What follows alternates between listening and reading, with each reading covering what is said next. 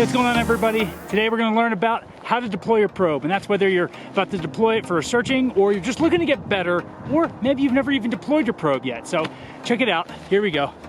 So like most Avalanche packs, your Avalanche rescue equipment is going to be in the front pouch and easily accessible. Here's my probe. How long did that take? Once you've got your probe out of your bag, you're going to want to deploy it downhill. If you go uphill, the thing's going to hit the hill and probably not deploy very well. So holding on to that top piece, which is attached to the handle end, you want to hold on to that and loosely hold on to everything else right before you deploy it. And what you're going to do is throw the entire lot while holding on to the lasso part at the end, and while it's being deployed, grab the end and pull back on the lasso end. This is going to deploy the probe. So there you go, deployed in the air before it even hit the ground. Now, not everybody needs to do that, but like one of my instructors said, this is something you can practice at and get better at. Pulling it out. Now let's show how realistically it would be done.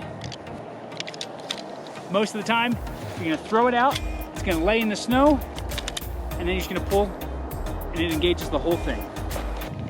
So I throw it out to the snow, downhill, and then pull. There you go, pretty simple. Now, how do you retract your probe? Well, you see here at the top, it's got a little lever. They're all about the same. What you're gonna do is just press that in, and then you're gonna pull the top out. Now you have slack after that one.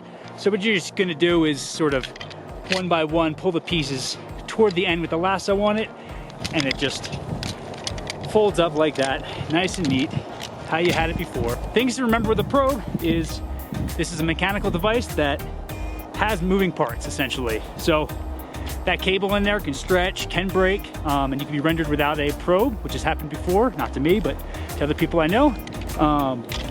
Make sure you dry this thing out every time after you use it, because you don't want ice in there or water, so that when you go out again, the thing gets frozen, you're unable to deploy it. Another thing these probes are great for, beyond just finding your partner or anything you need to in an avalanche situation, finding out how deep the snow is. You might get to a zone that you've never been to, whip out your probe, and see how deep the snow is. I mean, it's as simple as that. You don't have to dig a full pit every time you want to see how deep the snow is.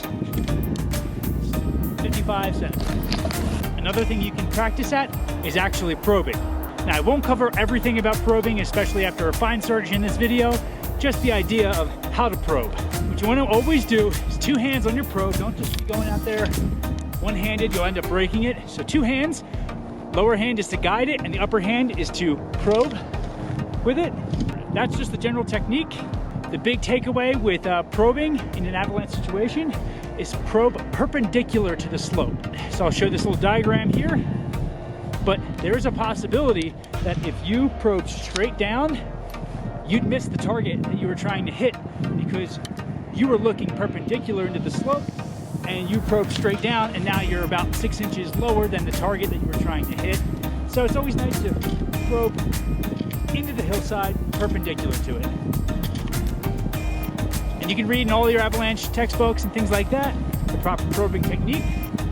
Probe once, and then start making a spiral around the original target, getting wider and wider each time, increasing that diameter. So there you go. That's your basic intro on probe deployment and probing techniques and how to collapse it back together. Get out there, practice it, because that's something you can get better at.